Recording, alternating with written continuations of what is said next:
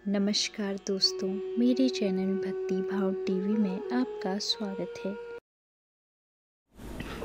तो दोस्तों, आज के इस वीडियो में मैं आपको बताने वाली हूँ कौन है शिव, जो लिंगम हैं, उनका प्रतीक। कहानी उस प्रथम शिवलिंग की जिसकी ब्रह्मा विष्णु ने खुद की थी पहली पूजा। पार्थिव लिंग का पूजन धन, वैभव, आयु और लक्ष्मी देने वाला तथा संपूर्ण कार्यों को पूर्ण करने वाला है। जो मनुष्य भगवान शिव का पार्थिव लिंग बनाकर प्रतिदिन पूजा करता है, वह शिव पद एवं शिवलोक को प्राप्त करता है। निष्काम भाव से पूजन करने वाले को मुक्ति मिल जाती है।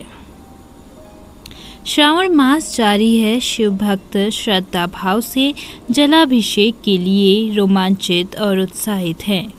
कांवड़ियों का जत्था बाबा के जलाभिषेक के लिए निकल पड़ा है।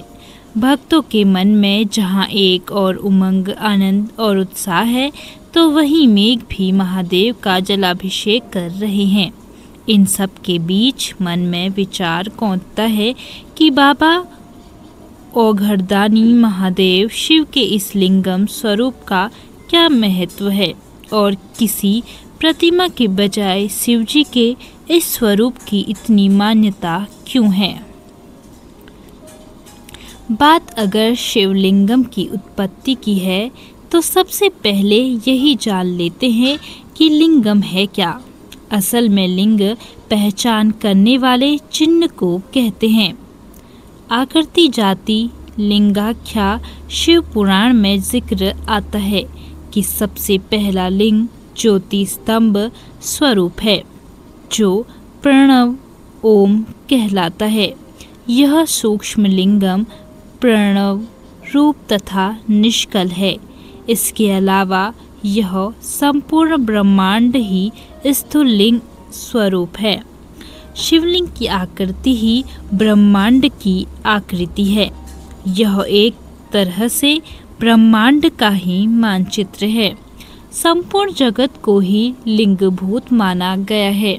शिवजी के संपूर्ण लिंगों की कोई निश्चित संख्या नहीं है, क्योंकि सर्वालिंगमयी भूमिः सर्वलिंगमय जगतम लिंगम युक्तानि तीर्थानि सर्वप्रतिष्ठम शिव पुराण कोटिरुद्र संहिता।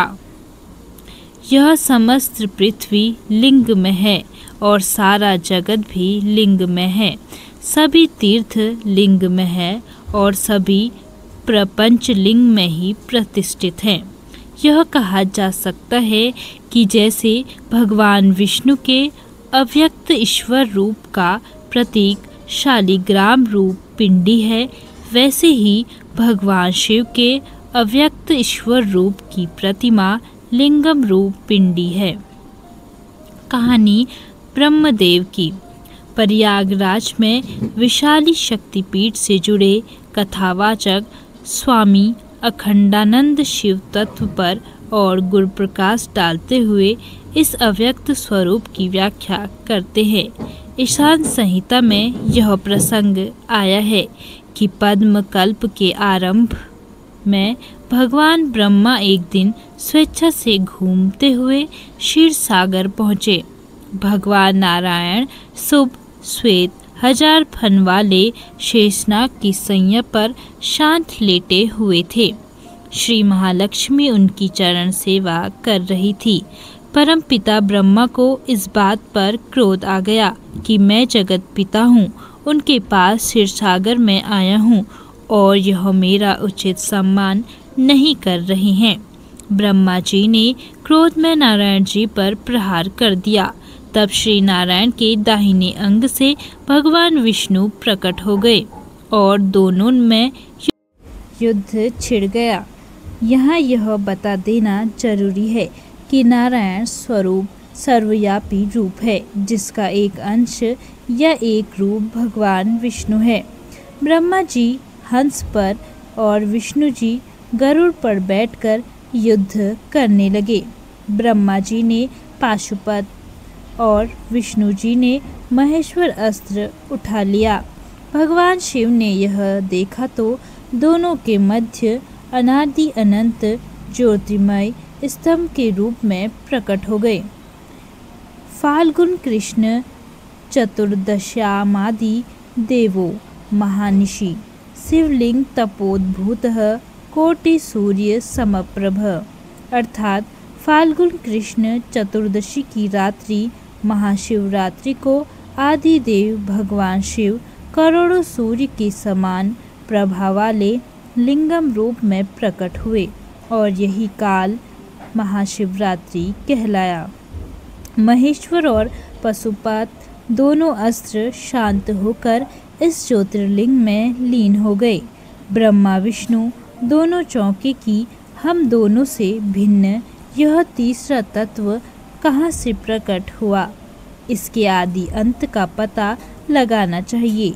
जो भी इसके आदि अंत का पता लगा लेगा वही हम दोनों में श्रेष्ठ होगा। ब्रह्मा जी हंस वाहन पर ऊपर गए।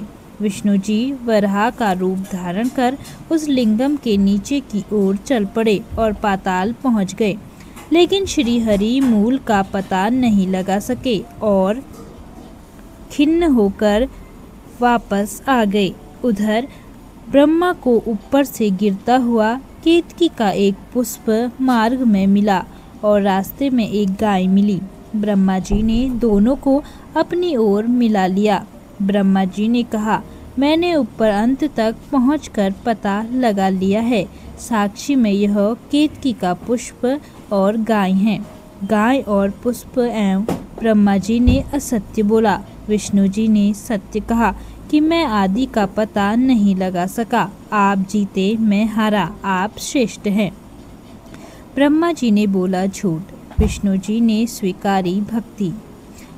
इस तरह विष्णु जी जैसे ही ब्रह्मा जी की पूजा करने को आगे बढ़े, तुरंत ही ज्योतिर्लिंग स्तंभ में से साक्षात शिव शंकर प्रकट हुए। उन्होंने भोह का एक बाल उखाड़कर पृथ्वी पर मारा और भैरव प्रकट हो गए।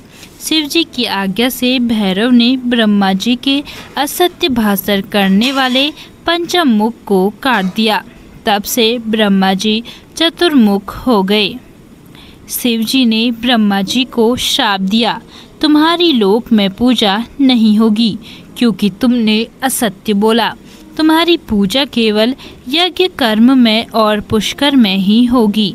केतकी पुष्प को शाप दिया कि आज से मेरी और किसी भी देवता की पूजा में तू नहीं होगी, सिर्फ मंडप सजावट में तेरा प्रयोग होगा। भगवान विष्णु को सत्य भाषण के कारण वरदान दिया, तुमको ईश्वरत्व प्राप्त हो। शिव ने आदेश दिया, यह लिंगम निष्कल ब्रह्मा निराकार ब्रह्मा का प्रतीक है, इसकी अर्चना करते रहो। विष्णु और ब्रह्मा जी ने उस लिंगम स्तंभ की पूजा अर्चना की और गंगा जल से अभिषेक किया और तब से शिवाभिषेक की परंपरा चल पड़ी। विष्णु और ब्रह्मा जी के आग्रह पर भगवान शिव जगत के कल्याण के लिए 12 ज्योतिर्लिंग में विभक्त हो गए। तभी से 12 ज्योतिर्लिंग पूजा निरंतर चली आ रही है। वैदिक कर्मों के प्रति श्रद्धा भक्ति रखने वाले लोगों के लिए पार्थिव लिंग सभी लिंगों में सर्वश्रेष्ठ है। इसके पूजन से मनोवांछित फलों की प्राप्ति होती है। जिस तरह का सतयुग में रत्न का, त्रेता में स्वर्ण का व द्वापर में पारे का महत्व है, उसी तरह कलयुग में पार्थिव लिंग का बहुत महत्वपूर्ण स्थान है। जिस तरह से गंगा नदी सभी नदियों में श्रेष्ठ एवं पवित्र मानी जाती है, उसी तरह पार्थिव लिंग सभी लिंगों में सर्वश्रेष्ठ है।